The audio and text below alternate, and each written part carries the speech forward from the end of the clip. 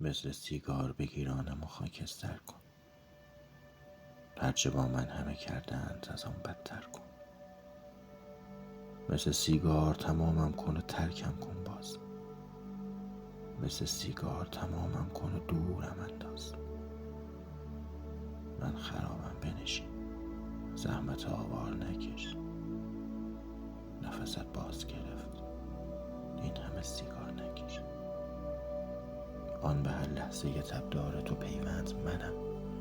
آنقدر داغ به جانم که دماوند منم. چشم بادام، دهان پسته، زبان شیر و شکر. جام معجون مجسم شده این گرگ پدر. تا مرا می نگرد قافیه را می بازم، بازی منتها عافیه را می بازم. سیب سیب از تن انگیزه هر آه منم. رطب عرش نخیل او قد کوتاه منم. ماده آهوی چمن، هو برای سینه بلور. آب قوسین دهن شاپری قلعه دور. مظهر جام پلنگم که به ماهی بندم و به جز ماه دل از عالم و آدم کندم. ماه بیرون زده از کنگره پیرهنم، نکند خیز برم پنجه به خالی بزنم. خنده های نمکینت تب دریاچه قم، بغض‌هایت رقمی سردتر از قرن اتم. موی برهم زده از جنگل انبوه از دود و دو آتشکده در پیرهنت پنهان بود. قصه های کهن از چشم تو آغاز شدند. شاعران با لب تو قافیه پرداز شدند.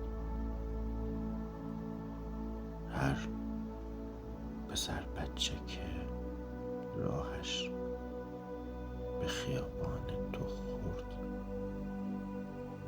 یک شب مرد شد و یک که به میدان زد و مرد.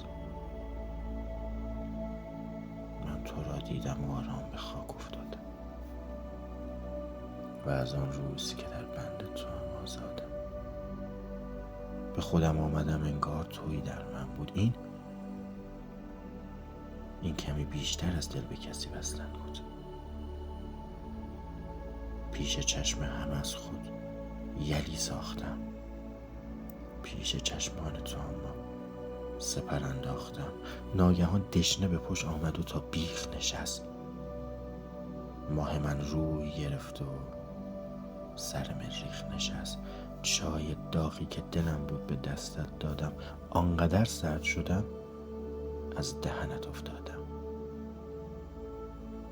و زمینی که قسم خورد شکستم بدهد و زمان چنبر زد کار به دستم بدهد. تو نباشی من از آینده خود پیرترم، از خر زخمی ابلیس زمین گیرترم. تو نباشی من از اعماق غرورم دورم، زیر بیرحم ترین زاویه ساطورم. تو نباشی من و این پنجره ها هم زردیم. شاید آخر سر پاییز توافق کردیم. هر کسی شعله زد و داغ به جانم زد و رفت. من تو را دهن روی دهانم زد و رفت. بی تو پتیاره پاییز مرا می شکند. این شب وسوسه انگیز مرا می شکند. بی تو بیکار و کسم، وسعت پشتم خالیست. گل تو باشی من مفلوک دو مشتم خالیست. بی تو تقویم